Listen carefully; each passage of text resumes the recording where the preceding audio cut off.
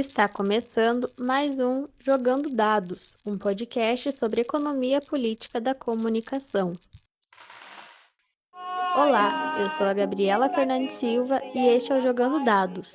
Neste podcast, partimos da economia política da comunicação, ou, se preferirem, da crítica da economia política aplicada à comunicação. Nesta abordagem, a comunicação é entendida como uma forma social, assim como a mercadoria, o dinheiro, o direito e o Estado, e por isso também é parte da estrutura da sociedade capitalista. Continuamos neste episódio a série que tem como objetivo apresentar e discutir os artigos publicados no dossiê temático Mapeamento da Economia Política da Informação, da Comunicação e da Cultura, Contribuições Históricas e Perspectivas para o Futuro, que foi coordenado por Anderson Santos e Manuel Dourado Bastos na revista Eptique. Hoje, nós vamos falar do artigo Raça e Racismo nos Estudos em Economia Política da Comunicação, da resistência à construção de uma agenda de pesquisa, escrito por Ivonete da Silva Lopes e Paulo Vitor Melo. A Ivonete é professora da Universidade Federal de Viçosa, líder do grupo de pesquisa Meios, Comunicação, Instituições e Interações Sociais e coordenadora nacional do GT Estudos Críticos sobre Identidade, Gênero e Raça da Olepic Brasil. Ela já esteve aqui com a gente em 2 oportunidades, no segundo episódio da série Como Jogar Dados e no episódio 15 do Jogando Dados. O Paulo Vitor é doutor em Comunicação e Cultura Contemporâneas, professor universitário e integrante do Conselho Consultivo da Intercom, Sociedade Brasileira de Estudos Interdisciplinares da Comunicação. Bom dia, Paulo Vitor, tudo bom? Espero que você goste do nosso programa aqui, sua primeira vez com a gente. Oi, Gabriela, tudo bem? Agradeço o convite, uma satisfação estar participando do Jogando Dados, o podcast que tem feito um trabalho fundamental ao dar visibilidade a pesquisas na área da economia política, da comunicação e da cultura. Bom dia para a Ivonete também. A Ivonete já é mais conhecida aqui do Jogando Dados, né, Ivonete? Tudo bom? É isso, obrigada. Bom dia a todas e todos. Gabriela, é um prazer retornar, né? Já é a terceira vez, né? E como o Paulo Vitor comentou, é muito importante, né, esse trabalho de vocês para popularizar, é uma outra forma de divulgar os trabalhos da economia política da comunicação, né? Que muitas vezes a gente fica muito restrita às revistas acadêmicas, né? Essa é uma forma, eu acho, de chegar até mais pessoas. Bom dia para todo mundo. Bom, eu vou deixar claro aqui já no começo do episódio que tanto eu quanto a Ivonete quanto o Anderson, a gente está com vizinhos fazendo obras aqui do lado. Então, se vocês escutarem algum barulho por aí que a gente não conseguiu tirar na edição, saibam que são os vizinhos reformando as casas, né, Anderson? Bom dia, tudo bom? Participando da bancada, né? Como eu falei, então tá o Anderson aqui com a gente. Isso, bom dia, Gabriela, Ivonete, Paulo Vitor, Guilherme que está nos bastidores também. Boa tarde, boa noite, boa madrugada, dependendo do horário de quem vai escutar. É isso, né? Até brincava que é um clássico de final de ano, pelo menos aqui. O pessoal enxerga a possibilidade de 13º e já começa a obra em novembro para começar a pagar em dezembro, né? Faz parte da economia doméstica. Mas vamos lá, o artigo é muito importante e a gente já discutiu isso esse tema, né? Raça e racismo a partir do EPC no episódio 15, mas o artigo é importante por colocar isso em publicação para que a gente possa citar, comentar, enfim, e também entrar em algumas especificidades de agenda de pesquisa. Vamos lá. Vamos lá, então. Sempre a presença da Ivonete, hoje do Paulo Vitor, é um grande aprendizado para a gente aqui, né? Bom, sem mais delongas, vamos ao que interessa. Ivonete, no episódio 15, a gente conversou sobre diversos motivos para estudar a raça e o racismo na comunicação.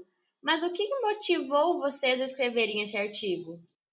Bom, eu acho que a motivação, né, foi o fato da criação do GT, né, que estreou este ano na Olepic, no 8º encontro da Olepic Brasil, e esse processo, né, que foi a criação do GT, porque isso serve para a gente para pensarmos várias coisas, mesmo dentro de um grupo, né, que pensa criticamente a comunicação, como é a economia política, e os seus pesquisadores, é um grupo que eu e Paulo Vitor frequentamos, né, os congressos, né, e temos vínculo há bastante tempo, mesmo dentro de um ambiente, vamos dizer, um espaço mais progressista e crítico, a gente tem muita dificuldade, né, tivemos alguma dificuldade para pautar o debate, para pautar, né, a criação do grupo de trabalho dentro do Congresso.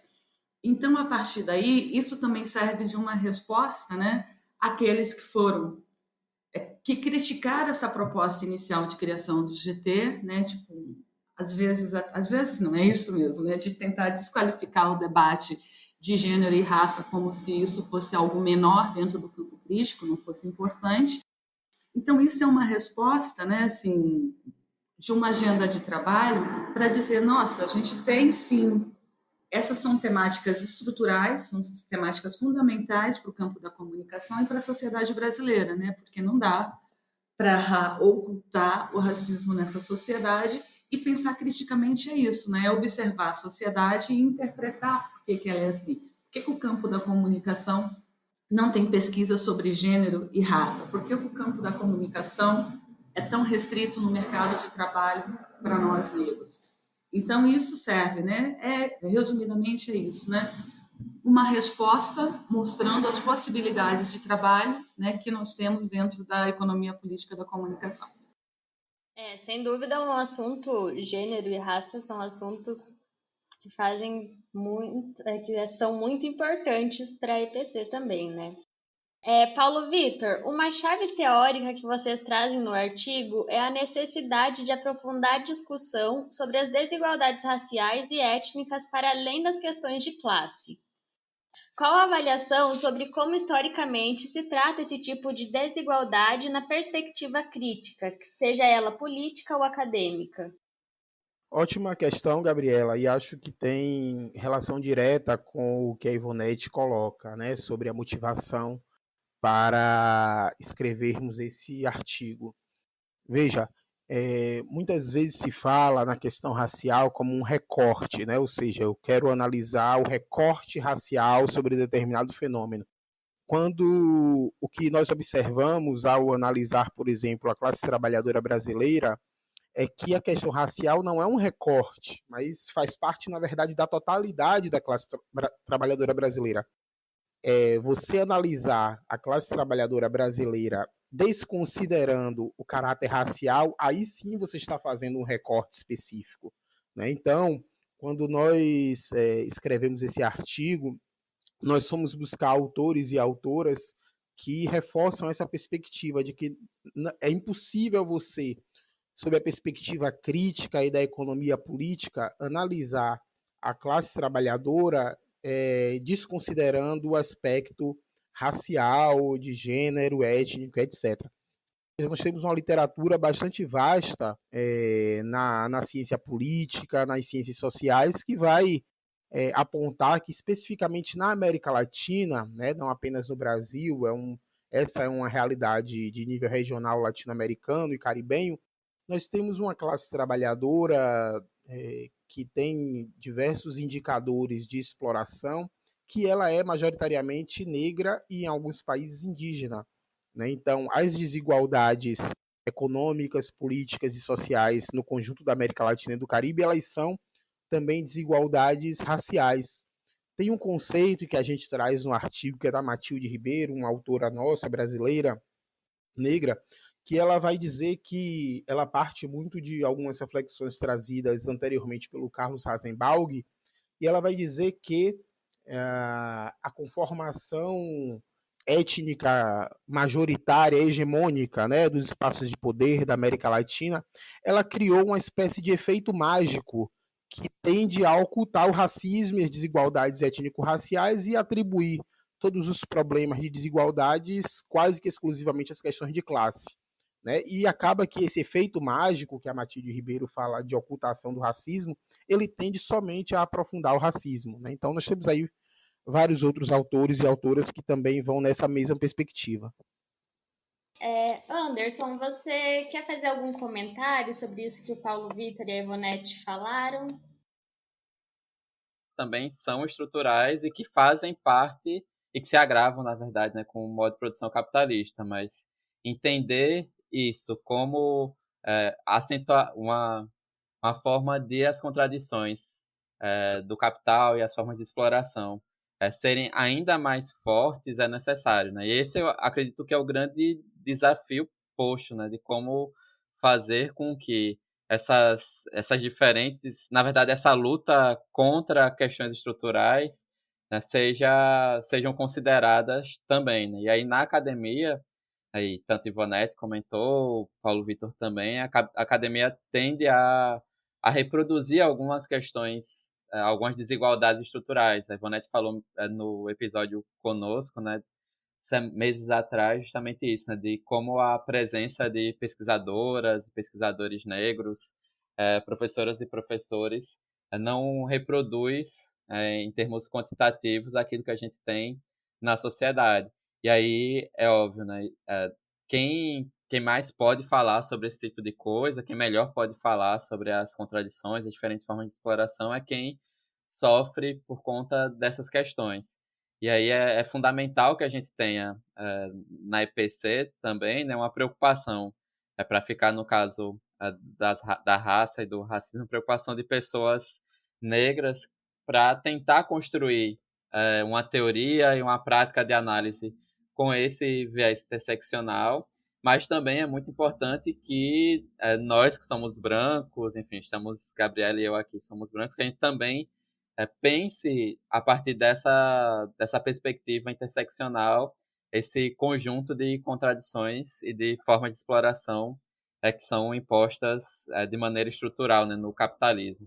Então, acredito que esse diálogo, e eu sinto muito isso acompanhando outras personalidades, outras pesquisadoras e pesquisadores negras e negros, mas também acompanhando a crítica que normalmente o campo marxista faz, esse diálogo talvez seja o mais necessário neste momento, especialmente neste momento de Brasil, cujo quem ocupa o poder é um grupo de extrema direita que reforça, né? Não tem vergonha nenhuma, não tem medo nenhum de reforçar uma série de preconceitos, uma série de crimes sociais mesmo, como a gente vem observando, né? Então, é uma preocupação particularmente que eu tenho de a gente tentar observar isso sem exigir demais, porque às vezes nós do campo marxista exigimos uma coerência de forma exacerbada para as lutas específicas, né? Seja sobre a questão da raça, seja sobre a questão do gênero, a questão das diferentes formas de orientação sexual. Às vezes a gente exige um nível de coerência política muito maior do que nós nos exigimos, né, no espaço entre nós. Isso acaba gerando muita disputa fratricida, né, em torno de pautas que deveriam ser comuns. E na academia, enfim, acho que é todo o processo que a gente teve, né, nos últimos 10 anos, diria, não nos últimos 3 ou 4, né, mas nos 10 anos anteriores, de ampliação de vagas, ampliação de universidades, mais concursos públicos. Isso abriu bastante, isso renovou, né, a produção acadêmica, né, e a profissão mesmo, né, de professor e professor universitário, né, abriu um pouco mais de espaço para outros tipos de visões sobre a sociedade, outros tipos de prioridades mesmo de agenda de pesquisa, mas ainda é insuficiente, né? Então, também a gente ter essa preocupação de formação para que a gente tenha essa discussão muito mais presente no dia a dia, porque é uma discussão essencial, pensando especialmente no diálogo com a sociedade, né? Porque quando a gente fala em desigualdades, quem sofre essas desigualdades tem uma demarcação de raça e de gênero muito marcante, isso contando também com as questões de classe, né, as questões socioeconômicas.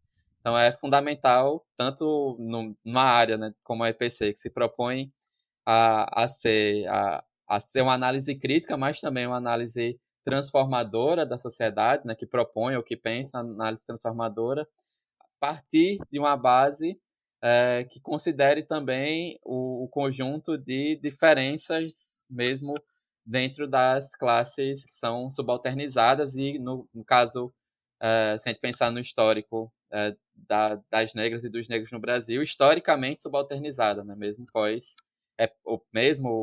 enfim, a partir de outras formas, depois da abolição da escravatura, mas a gente mantém uma série de questões específicas em relação a isso que a gente precisa considerar, inclusive quando a gente trata de comunicação popular, comunicação comunitária, enfim, políticas públicas sobre isso. Paulo Vitor, você quer complementar a fala do Anderson? Pode ficar à vontade. Quero sim, Gabriela, mas dialogar com o que Anderson coloca, acho que é uma fala bastante precisa.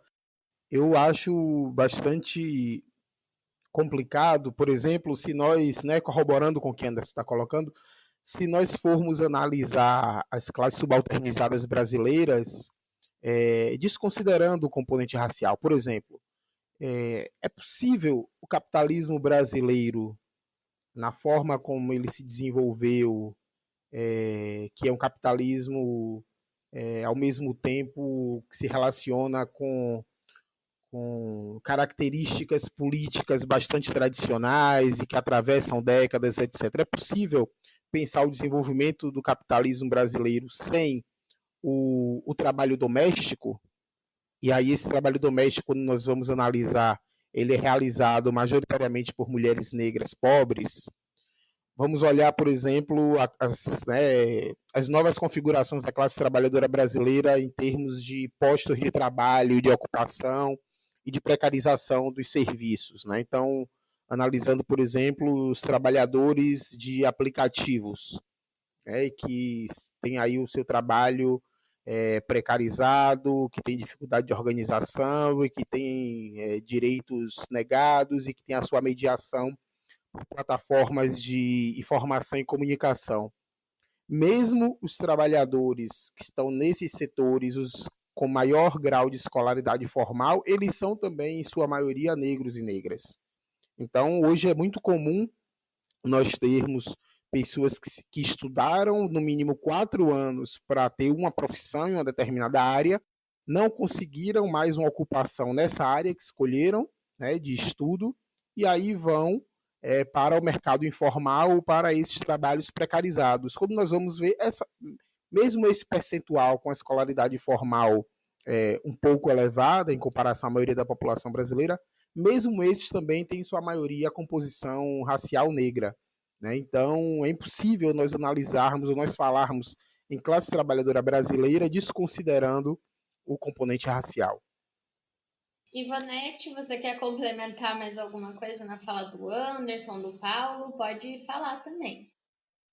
Eu perdi a fala inicial do Anderson, que estava com um problema técnico, né? Mas complementando essa questão dos trabalhadores, né, do mercado de trabalho, e como a questão racial, né, o quesito raça é fundamental, a pesquisa recente do IBGE, né, que foi divulgada essa semana, né, que mostra em diferentes níveis de instrução, né, seja com fundamental completo, com superior completo, os pretos e pardos ganham menos do que os brancos, né? Em média, uma pessoa branca ganha 69,3 a mais que uma preta ou parda. Então, assim, como é que você vai desconsiderar nos estudos, seja em relação ao mercado de trabalho e à comunicação, né, o quesito raça, né? Porque às vezes fica muito ganha menos porque os negros ganham menos porque estudaram menos.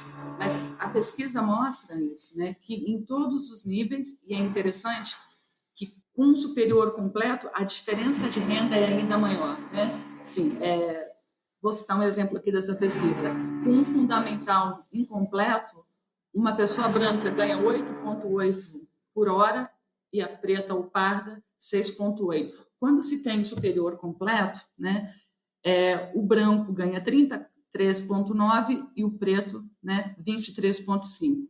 Ou seja, quanto maior é a escolaridade, maior é a diferença de renda. Então, isso também nos ajuda a pensar como raça é importante e como capital, né, como o capitalismo se apropria disso, né, para ampliar a mais-valia. Então, a questão da raça também é usada pelo capitalismo, né, para maior exploração e para aumentar o seu lucro. Acho que o capitalismo, ele meio investe nesse racismo para lucrar ainda mais, né? Complicado. Mas, enfim, ainda neste sentido, vocês defendem no artigo que não basta apenas ter mais pessoas negras na tela, criticando a desigualdade também na questão estrutural de meios de propriedade dos meios. Ivonete, quais aspectos demarcam a representação nos meios de comunicação e como a questão de propriedade é um aspecto fundamental nisso? Quando a gente fala, né, que é importante ter negros na tela, nos produtos midiáticos, né, mas não é só isso. Isso é uma parte bastante relevante, né, que é a questão da representatividade, é uma questão também que tem ligação com o mercado de trabalho. Se não tem negros atuando nas novelas, se não tem negro na publicidade, né, então é menos mercado de trabalho para esse grupo racial. E por que não é só isso? O que a gente tem que pensar? A gente tem uma estrutura que nós sabemos, estudamos isso há muito tempo, né? Concentrada economicamente, geograficamente, Rio e São Paulo, poucos meios de comunicação. Né? Então, a gente tem que pensar também em relação à estrutura do sistema midiático, né, no país. Né? Essa estrutura ela é racialmente concentrada. E o que nós podemos esperar de uma mídia racialmente concentrada em brancos, em gênero e em homens, né? Sim, o que nós podemos esperar? E por outro lado, né, que faz parte mais da pesquisa do Paulo Vitor, também acho que é importante ele complementar sobre as políticas. Nós não temos políticas de comunicação no Brasil, né, que indiquem, que sugerem ou que impõem a diversidade, né? Então, assim, além de a gente ter um sistema concentrado, né, a gente tem uma mídia hegemonicamente branca, né? Então, assim, o que nós podemos esperar? Então, a gente tem que pensar tanto no mercado de trabalho, que é a questão da representatividade, numa estrutura e na distribuição de recursos. Porque também, se você tivesse, nós temos, né, uma mídia branca, uma mídia negra muito pequena, nós não temos no Brasil, embora nós sejamos 56% da população, nós não temos uma televisão que seja uma televisão negra, e temos também que pensar na distribuição dos recursos, né, nos recursos financeiros, na publicidade. Porque também não adianta ter um canal, né, ter os meios, se você não tem recursos para fazer a programação. Né? E isso foi o que aconteceu com o projeto da TV da Gente, que era do Netinho de Paula, que durou 2 anos e fechou porque não tinha recursos, não tinha uma programação interessante e acabou fechando. Então, assim, a gente tem que pensar em várias dimensões disso, né? Tanto mercado de trabalho, estrutura midiática, recursos financeiros e formação, que nós não podemos esquecer. Se nós não tivermos negros e negras na universidade que sejam formados, e se nós não tivermos, principalmente, né, essa formação acadêmica, né, uma formação que seja crítica, que discuta a diversidade, que discuta racismo, que discuta gênero, né, provavelmente não teremos profissionais com esse olhar para a diversidade, né? Então, tanto dos jovens negros, mas também dos brancos que precisam se despertar, porque esse não é um problema nosso, esse é um problema da sociedade brasileira. Paulo Vitor, você quer fazer mais algum comentário sobre isso que a Ivonete falou? Quero sim, Gabriela. Acho que a sua pergunta, assim, eu responderia de uma forma sintética, dizendo que, e é essa a crítica que nós colocamos no artigo, por que não basta somente ter mais representação negra na tela, porque essa representação negra por si só, ela não garante aquilo que é fundamental, e é o que nós estamos conversando aqui na análise crítica da economia política, porque ela não garante a representação de classe também. Né? Então, quando nós falamos em mais representação negra, é uma representação negra que é articulada também com a questão de classe. É por isso que, obviamente, é fundamental num país que tem mais de 54% da sua população negra, nós termos maior diversidade, tanto na tela quanto por trás da tela. Cumpriria no mínimo um objetivo, se nós tivéssemos mais pessoas negras no vídeo, né, aparecendo na televisão, no jornalismo, no cinema, cumpriria no mínimo um objetivo que é um objetivo que eu acredito fundamental. Contribuiria para que crianças negras tivessem referenciais positivos sobre a sua raça. E essa é uma questão que eu entendo ser ainda um desafio na democracia brasileira. Nós ainda temos uma dificuldade das crianças negras brasileiras terem referência positiva a partir daquilo que elas consomem nos produtos midiáticos. Então, se nós formos olhar, por exemplo, os youtubers, as pessoas que apresentam esses programas hoje que a criançada assiste, quando nós vamos ver, a maioria das referências que ela tem são de pessoas brancas. Então, no mínimo, você ter mais pessoas negras na tela contribuiria para isso. Bom, então, isso tem uma importância, claro. Mas isso não é suficiente quando nós estamos falando de mudanças estruturais.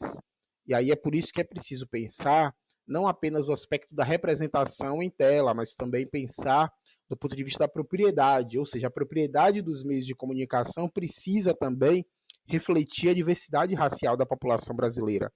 Então, não é possível nós termos uma sociedade que é majoritariamente negra sem ter a população negra também com propriedade de radiodifusão, de internet garantida, né, a população negra. Então, a Ivonete, por exemplo, ela tem estudos bastante interessantes sobre as mídias negras no Brasil e nos Estados Unidos e como essas mídias, sob o controle de grupos da sociedade civil que se afirmam pela questão racial, começam, né, a gerar novos conteúdos, novas narrativas, novos discursos, novos instrumentos de análise. Mas a gente também entende que é fundamental que essa diversidade seja garantida também naqueles meios que têm ainda um poder cada vez maior de influência. Então, hoje, né, são dados de 2020 do Comitê de Estudo da Internet no Brasil, quase 50% da população brasileira das classes D e E ainda não tem acesso à internet.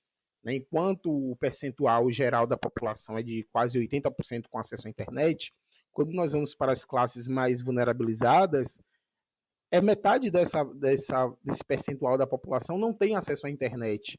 Então, esse percentual da população, que é um contingente muito grande e também de maioria negra, se acessa a informação quase que exclusivamente pela televisão.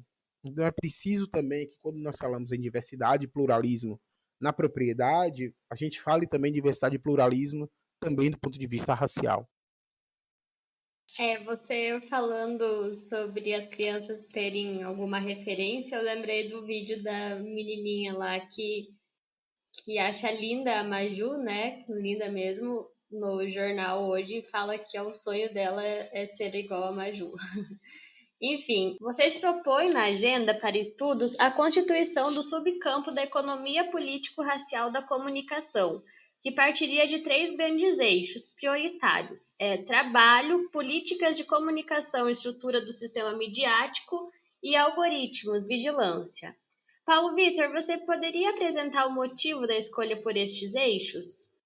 Além disso, quais possíveis problemas a se enfrentar para encontrar dados a partir deles? Veja, Gabriela, a proposição dos 3 eixos prioritários de pesquisa, né, primeiro que quando nós utilizamos o adjetivo, né, a informação prioritários, a qualificação prioritário, significa que outros eixos eles também podem ser constituídos a partir, né, do próprio desenvolvimento desse subcampo. Mas esses 3 eixos surgem a partir de 2 aspectos, né, relacionados. O primeiro é o que nós temos atualmente já consolidado de literatura que pode servir como bibliografia, base para cada um dos eixos, e também a partir dos trabalhos que o grupo recebeu nessa estreia do grupo nos encontros da ULEPIC. Acredito que a Ivonete pode falar sobre isso melhor. Veja, nós temos já literatura nesses 3 eixos. Se nós formos pensar, por exemplo, a questão dos algoritmos e da vigilância, nós temos tanto estudos aqui no Brasil quanto nos Estados Unidos, em outros países da América Latina, na Europa, que já têm apontado, por exemplo, o caráter racista das próprias tecnologias. Ou seja, quando nós falamos, por exemplo, de reconhecimento facial aplicado à segurança pública, diversos pesquisadores, especialistas têm alertado que não apenas a concepção de segurança pública é uma concepção racista, mas o próprio desenvolvimento da tecnologia é feito sob vieses racistas. Tem vários estudos, tem um autor, por exemplo, brasileiro, que nós, inclusive, indicamos como bibliografia, que é o Tarcísio Silva, que ele apresenta uma série de informações sobre tecnologias que não funcionam com pessoas negras como funcionam com pessoas brancas. Então, desde, por exemplo, um tipo de tecnologia, né, que é muito... Porque quando nós falamos em tecnologia, a gente também esquece que muitas vezes a tecnologia está no cotidiano, né? Então, por exemplo, quando nós vamos a um banheiro de shopping center, por exemplo, e tem lá aquela tecnologia que permite você colocar a palma da sua mão e sair o sabão ou sair a água. O Tarcísio ele identifica alguns casos, principalmente nos Estados Unidos, já comprovados, desse tipo de tecnologia que ao uma pessoa negra colocar a mão embaixo ali do material que sai o sabão não sair. E quando você coloca um papel branco embaixo daquele aparelho, o sabão sai. Né? Mas isso também nós temos, por exemplo, isso tem materiais que circulam pela internet de carros que funcionam sem uma pessoa dentro, né? Não sei como é que chama, não sei qual é o termo técnico, mas são carros que são conduzidos sem necessariamente a presença de uma pessoa ali dirigindo. Esses carros, isso já tem comprovação, eles, a depender do horário e da iluminação que está na estrada, eles não conseguem identificar a presença de pessoas negras no meio da pista, por exemplo, como consegue identificar de pessoas brancas. Ou seja, né, os algoritmos, eles são forjados sob viés racistas. Se nós formos fazer da mesma forma buscas na internet, isso, né, alguns casos foram até bastante publicizados, a pessoa ia fazer uma consulta na internet com o nome professora no Google Imagens. E o nome professora aparecia imagens de professoras numa sala de aula, num quadro, com um computador, etc. E quando você colocava professora negra, a maioria das imagens eram de mulheres negras como personagens de professoras de filmes pornográficos. Então, quando nós vamos ver, por exemplo, os bancos de imagens de famílias negras, é ainda uma dificuldade de você encontrar imagens, né, quando você quer reproduzir famílias negras. Né? Então, você tem aí uma série de questões que apontam que essas tecnologias elas são forjadas sob vieses racistas. Eu comecei falando do reconhecimento facial, saiu no meio desse ano uma carta já assinada por mais de 2.000 profissionais de matemática dos Estados Unidos, professores e pesquisadores, que decidiram boicotar qualquer tipo de apoio aos órgãos de segurança pública dos Estados Unidos no desenvolvimento desse tipo de tecnologia, justamente porque esses matemáticos já apontam que o desenvolvimento dos códigos para o funcionamento dessas tecnologias são também códigos que funcionam sob lógicas racistas. Então, esse, por exemplo, é um tipo de eixo de pesquisa que, por todas as questões que eu coloquei aqui, acredito que interessam à economia política da comunicação.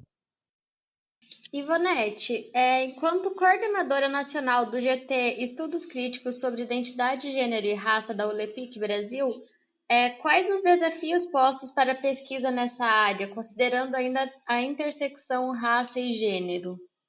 Bom, nós temos grandes desafios pela frente, né? Mas, apesar disso, né, eu acho que esse primeiro encontro com o GT, eu acho que ele foi bastante motivador. Acho que nós que fazemos parte há mais tempo da ULEPIC saímos motivados, eu acho que isso é importante.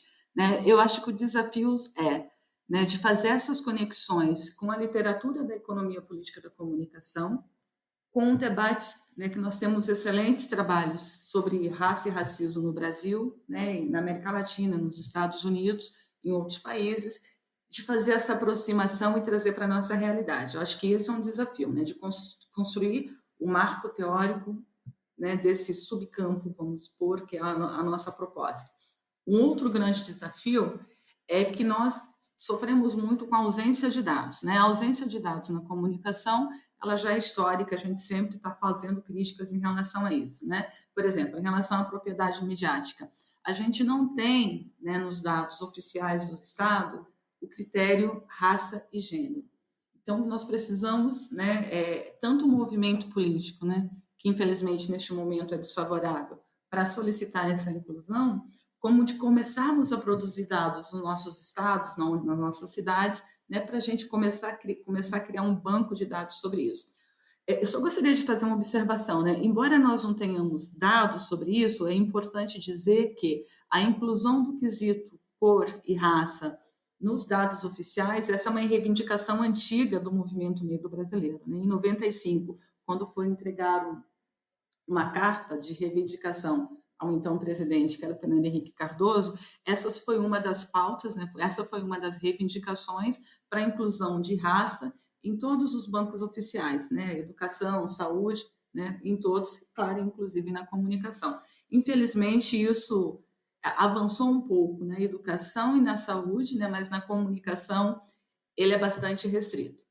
Então, sistematizando, né? Eu acho que é a construção do banco de um marco teórico, né, que a gente possa compartilhar e construir isso coletivamente, assim como, né, essa questão da criação do banco de dados, que a gente pode começar a fazer isso a partir das nossas pesquisas, né, sobre políticas de comunicação. Paulo Vitor está fazendo isso. Eu fiz um mapeamento da mídia negra no Brasil, né, que infelizmente é muito restrito. E é isso, eu acho que trabalhar coletivamente, né, a gente tem a proposta de sair um e-book desse primeiro, selecionando alguns trabalhos que foram apresentados, para a gente começar a demarcar esse campo, né, da visibilidade das nossas pesquisas, né, e poder construindo junto esse subcampo da economia política da comunicação. Anderson, você está de saída da direção da ULEPIC Brasil, mas eu queria saber como você também avalia a estrutura e o desenvolvimento do GT e quais as expectativas da entidade para os próximos anos. A Vanete, como sempre, né, foi bem feliz, né, primeiro quanto à avaliação e a apresentação dos desafios para formar o próprio GT, né, e também, né, em relação às temáticas. Acredito que o artigo tem uma excelente iniciativa, que é, além de fazer a crítica do que a gente não havia feito antes, né, enquanto entidade, a Olympic Brasil, e, de certa forma, também nesse conjunto de pesquisadoras e pesquisadores, enfim, de poder se voltar a isso, especialmente nos últimos 3, 4 anos, além de outras produções, a gente ter também uma proposta, né, do que observar a partir da agenda que a gente já dos temas que a gente já trabalha, né? Então, a gente falar de políticas de comunicação, propriedade dos meios, são assuntos que já estão dentro dos estudos da economia política, da informação, da comunicação e da cultura, né? Tratar da categoria trabalho, das diferenciações a partir disso, e mais recentemente, né, todo o foco que se tem para tratar das questões dos algoritmos, plataformização, enfim, tudo voltado à internet, vigilância.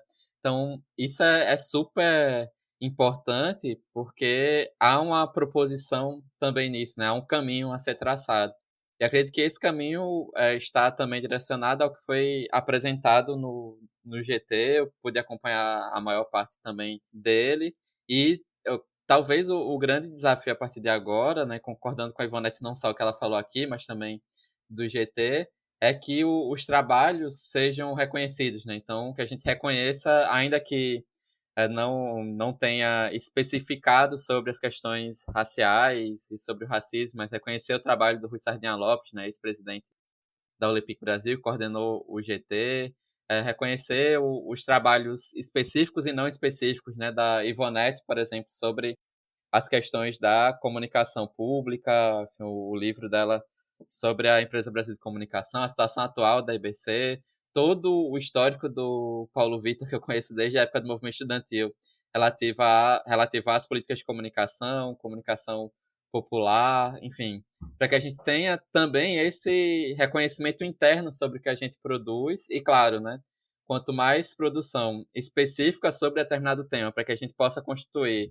né, o que eles colocaram no artigo, acredito eu, a partir de outra proposição, né, de uma economia político-racial da comunicação, é que a gente constitua uma área no Brasil, um subcampo, a partir disso é o desafio, né, não esquecendo a nós mesmos, né, a quem na EPC trabalha com essas questões, trazendo as possibilidades, as construções de fora, né? Porque lá fora, talvez em alguns países isso esteja melhor trabalhado, mas também aqui no Brasil, a partir de outras áreas, considerando o que eu acho que é um ponto super positivo do EPC, que é ser interdisciplinar, né? Então, construir esse processo é o desafio que a Olympique Brasil, a partir do GT, tem neste momento, né? Deu um primeiro grande passo, mas que envolve outros grandes passos também em seguida, e que a gente precisa criar, isso eu falei tanto depois do evento, enfim, tanto na mesa de encerramento quanto em outros momentos, que é o desafio dos grupos temáticos funcionarem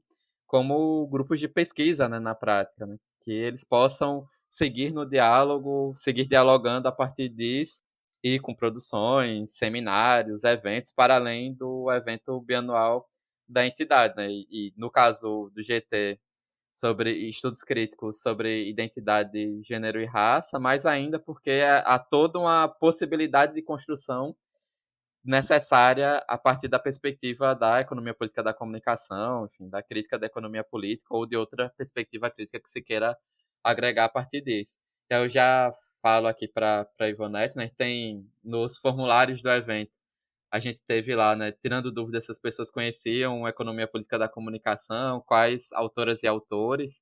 É importante, já deixo aqui para que se cobre da próxima diretoria esse acesso a esses formulários, porque acho que dão caminhos interessantes, né, sobre a perspectiva de quem participou dos GTs, né, de quem já conhecia, quem não conhece ainda, enfim, né, qual a perspectiva de trabalho, e também, né, fazer uma espécie de mapeamento mais específico sobre o conhecimento da economia política da comunicação, enfim, das questões dos tópicos e dos temas específicos desses subcampos, como a gente tem a economia política do jornalismo, tem toda uma discussão sobre televisão, né, e que está no grupo de indústria midiáticas, comunicação popular, enfim, né, que a gente consiga trabalhar melhor entre nós, para além do evento, para trazer mais pessoas para a entidade, mas também que a gente consiga abrir espaço de discussão com outras áreas, com pesquisadores e pesquisadores de outros países, com uma construção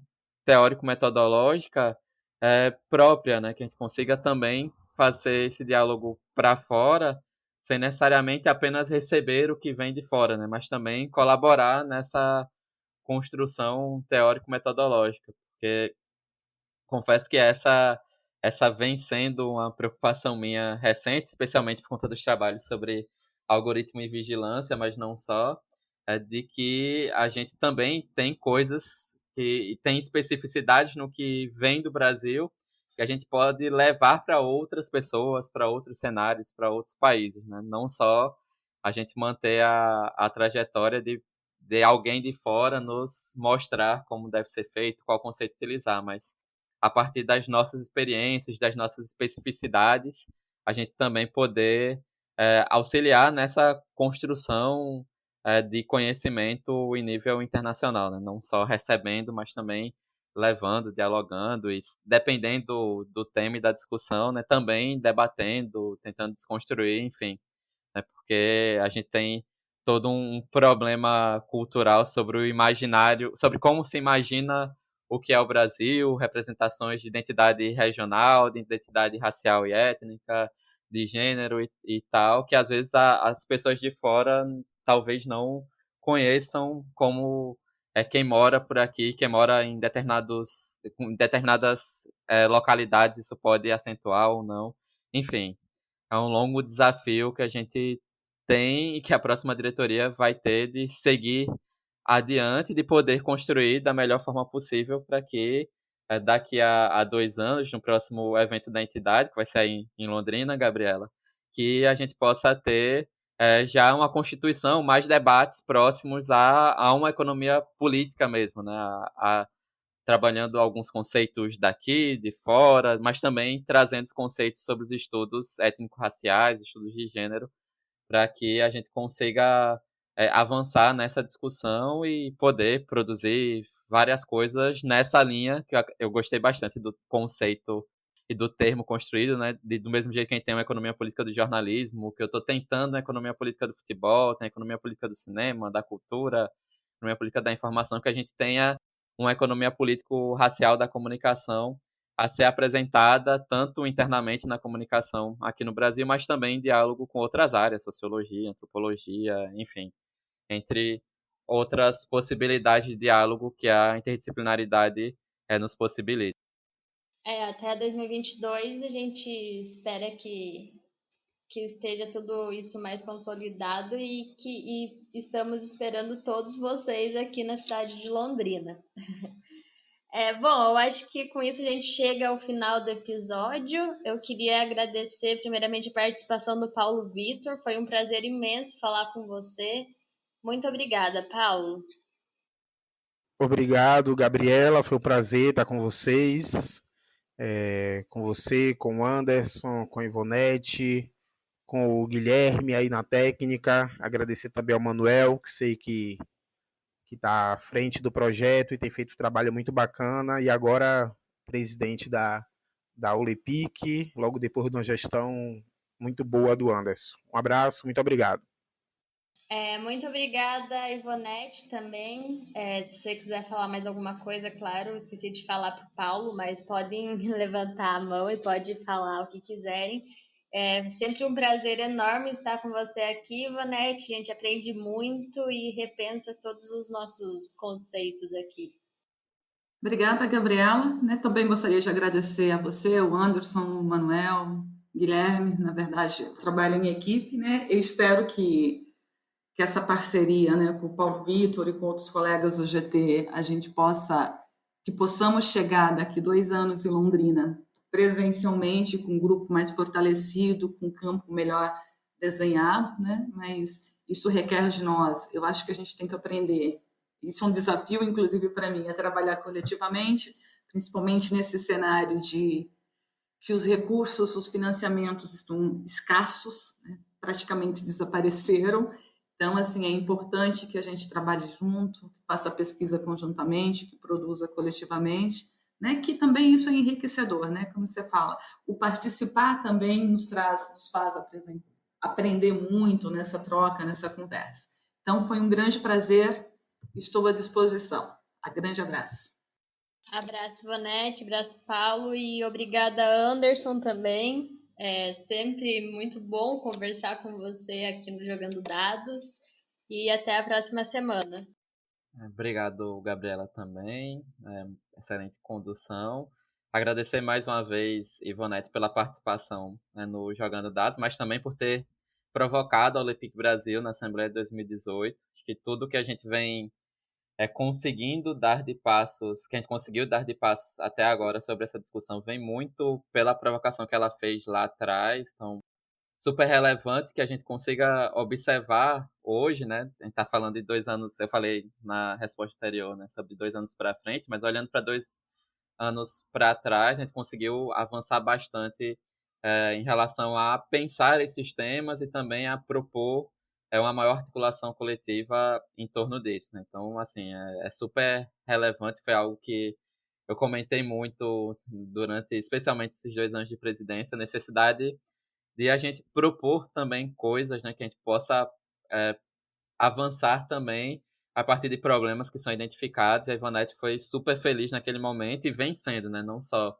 na construção da discussão sobre os grupos temáticos, na condução do próprio grupo temático de estudos críticos sobre identidade, raça e gênero, mas também, né, na produção desse artigo com o Paulo Vitor, para trazer encaminhamentos possíveis, né, para que a gente possa trazer para também dentro da economia política da comunicação e também dos estudos da comunicação críticos, né, para que as pessoas como a Tamires, que foi também nossa convidada no episódio 15, que possam também ver, não só no aspecto do jornalismo, não só no trabalho cultural, trabalho artístico de forma geral, mas também enquanto pesquisadoras e pesquisadores negras e negros de relevância na produção e na discussão sobre a comunicação e suas contradições do capitalismo, né? Então é extremamente relevante que pessoas como Ivonete, Paulo Vitor, sejam referência também, não só nessa discussão, mas na discussão da comunicação, né? Seja políticas públicas, comunicação